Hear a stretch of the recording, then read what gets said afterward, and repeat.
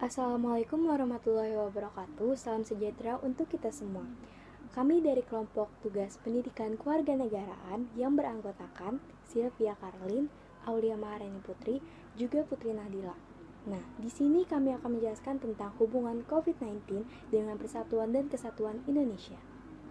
Informasi yang akan kami sampaikan ini kami dapatkan dari Detik News. Sebagaimana melihat perkembangan wabah novel coronavirus atau COVID-19, harus disadari bersama bahwa bencana non-alam ini bukan masalah yang sederhana. Wabah corona ini apabila tidak segera ditangani akan berdampak pada krisis multidimensi yang berbahaya. Tugas percepatan penanganan COVID-19 mencatat 514 orang sudah terinfeksi COVID-19. Sebanyak 437 pasien sedang dalam perawatan dan telah menelan korban meninggal dunia sebesar 49 orang. Presentasi resiko kematiannya sangat besar, berada di angka 9,3%. Data secara global juga sangat mencengangkan. Sejak muncul pada Desember lalu, total kasus positif corona sebanyak 266.073 orang dengan dampak kematian sebanyak 11.184 orang. Virus ini juga sudah menyebar ke 179 negara. Angka kematian terbesar terjadi di Italia yang tembus hingga 4.825 nyawa melayang, sepertiga dari total kematian di dunia. Jadi saya di sini ingin menjelaskan tentang masalah bangsa. Pemerintah harus lebih transparan memberikan informasi dan gerakan secara konkret. Tidak cukup melakukan imbauan saja, pemerintah juga lebih berhati-hati dalam menyampaikan informasi kepada masyarakat. Jangan sampai informasi yang disampaikan justru menimbulkan kepanikan baru di masyarakat. Selain itu, seluruh elemen sipil juga harus berpikir jernih dan saling menahan diri. Jangan sampai ada pihak yang justru memanfaatkan bencana mematikan ini. Dan untuk para pemodal, juga tidak boleh memanfaatkan situasi ini dengan menimbun alat kesehatan seperti alat pelindung diri, masker, dan alat lain-lainnya. Aparat penegak hukum juga harus menjadikan undang-undang sebagai panglima dalam rangka menciptakan ketertiban di dalam masyarakat. Di sini saya akan menjelaskan tentang kondisi bangsa. Kita ketahui bersama wabah COVID-19 ini berdampak tidak hanya pada terganggunya kesehatan masyarakat. Situasi ekonomi Indonesia menandakan sedang dalam keadaan tidak baik. Nilai tukar rupiah tembus 16.550 per dolar Amerika Serikat. Bahkan di tengah kondisi ekonomi dunia yang diprediksi hanya tumbuh 2%, Menku Sri Mulyani mengatakan, jika wabah ini terus berlanjut, pertumbuhan ekonomi akan berada pada 0%. Kondisi ekonomi yang terus-menerus melemah harus ditangani secara serius agar tidak berakibat pada krisis baru bagi bangsa Indonesia. Informasi yang dihimpun di berbagai titik yang oleh pemerintah dikategorikan sebagai zona merah persebaran virus corona, masyarakat masih beraktivitas seperti biasa. Masyarakat di Jakarta, Depok, Bogor, dan Bekasi masih belum menjalankan instruksi dari pemerintah dan para ahli. Social distancing yang disebut oleh para ahli kesehatan sangat efektif mencegah penularan juga belum dijalankan secara disiplin. Bisa kita bayangkan kondisi masyarakat di 17 provinsi yang saat ini sudah ada pasien terkonfirmasi COVID-19. Seluruh instrumen negara harus bekerja melakukan mitigasi kepada masyarakat. Melihat virus COVID-19 yang semakin berkembang pesat di seluruh penjuru Indonesia, peran pemerintah saat ini sangat penting dan berdampak besar bagi masyarakat Indonesia. Saat ini, pemerintah harus memberikan gambaran tentang bagaimana menangani wabah COVID-19. Imbauan pemerintah tentang bekerja di rumah tidak semudah itu. Imbauan ini akan efektif bagi mereka yang mendapatkan pendapatan ekonomi bulanan seperti pegawai negeri sipil, karyawan perkantoran, dan juga profesi berpendapatan bulanan lainnya.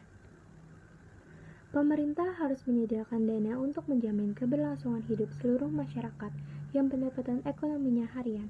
Misalnya pedagang pasar tradisional, jutaan pengemudi ojek online yang tersebar di seluruh Indonesia, para pemulung, dan kelompok masyarakat miskin lainnya. Masalah semakin kompleks dengan fakta di bawah terjadi kelangkaan berbagai alat cegah COVID-19, bukan hanya masker yang sulit dicari di seluruh apotik. Alat perlindungan diri yaitu APD bagi tenaga medis juga susah didapatkan. Sampai-sampai karena susah mendapatkan APD, tenaga medis di Makassar terpaksa menggunakan jas hujan dan sepatu boot saat menangani pasien positif COVID-19. Kita bisa cukup tenang mendengar kabar bahwa pemerintahan Jokowi memutuskan membeli 2 juta obat Avigan dan juga 3 juta kloroquine.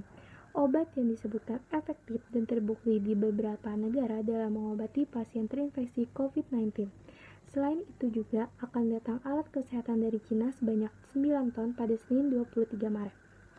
Kita harus bersyukur pemerintah sudah menyiapkan beberapa rumah sakit darurat untuk tempat isolasi pasien terinfeksi virus COVID-19.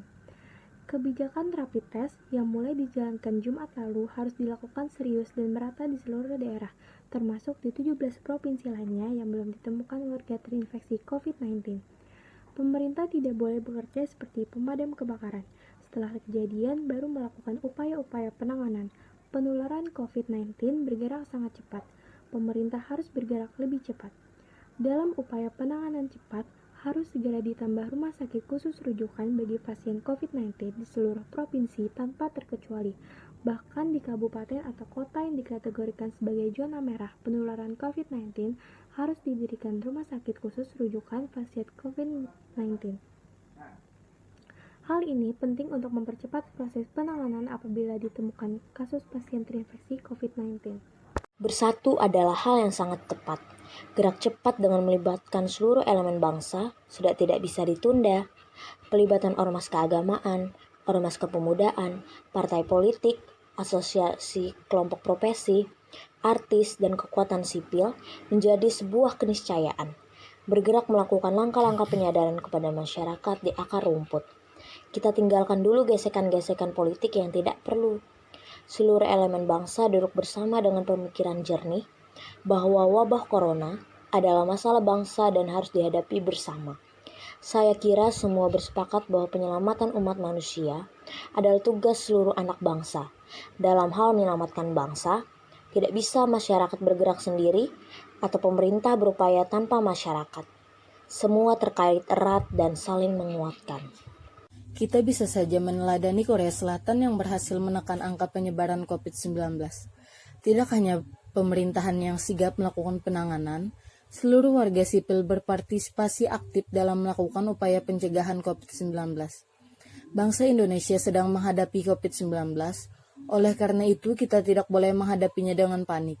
Segenap tumpah darah bangsa Indonesia harus meyakini bahwa integrasi iman dan ilmu yang dimiliki para ahli akan mengatasi wabah COVID-19 dengan maksimal dan cepat. Kita harus terus mengikuti arahan pemerintah dan otoritas medis yang sudah berupaya secara maksimal. Segala upaya negara yang gagal jika masyarakat tidak menjadi bagian penting dalam menjalankan segala ikhtiar.